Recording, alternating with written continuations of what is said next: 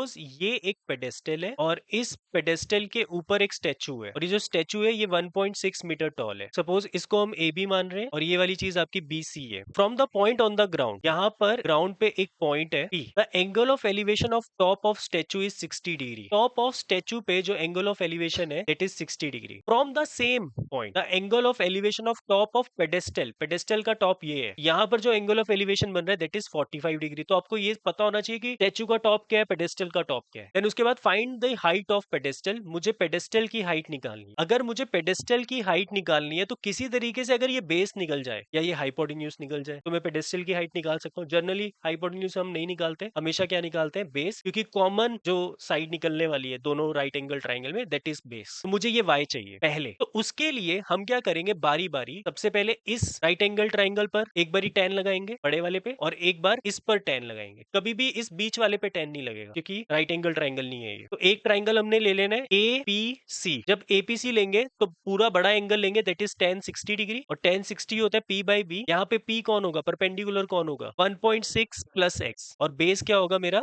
y। तो tan 60 क्योंकि √3 होता है तो मेरा आंसर आ जाएगा 1.6 प्लस x बाय y। तो √3 y is equal to 1.6 plus x। ये वैल्यू निकल गई, इसका भी आंसर नहीं आया। ठीक है, ऐसा होगा बहुत सारे क्वेश्चन में, डायरेक्ट आंसर नहीं निकलेगा, आपको एक पार्ट को करके छोड़ना पड़ेगा और दूसरे पार्ट पर आना पड़ेगा, देन सब्स्टिट्यूशन वगैरह होगी। उसके बाद इन ट्राइंगल बीपीसी लोगे। जब आप बीपीसी ट्राइंगल लोगे तो यहाँ पर आप क्या लोगे, tan 45 डिग्री, एंगल के सामने वाली side perpendicular P by B। और वैसे मैंने एक चीज बताई थी, जब भी tan 45 डिग्री होता है तो ये दोनों इक्वल हो जाते हैं। ऐसा होगा x बाय y, tan 45 क्योंकि 1 होता है, x बाय y, तो y की वैल्यू क्या हो जाएगी, x। मुझे किसकी वैल्यू चाहिए, x की। तो यहाँ पर मैं y की जगह पर क्या लिख देता हूँ, x लिख देता हूँ। तो √3x is equal to 1.6 plus x, x को एक तरफ कर लिया, √3x minus x is equal to 1.6, x common ले लिया, √3 माइनस 1 इज इक्वल टू 1.6। तो x की वैल्यू कितनी निकल गई, 1.6 बाय √3 माइनस 1। कभी भी डिनोमिनेटर में रूट वाली टर्म छोड़ेंगे नहीं, क्या करेंगे, इसको रैशनलाइज कर देंगे, √3 प्लस 1, √3 प्लस 1 से मल्टीप्लाई डिवाइड, ऊपर आ जाएगा 1.6 into √3 plus 1 upon a minus b। a plus b क्या होता है, a square minus b square. तो 3 माइनस 1 हो जाएगा, इट इज √3 प्लस 1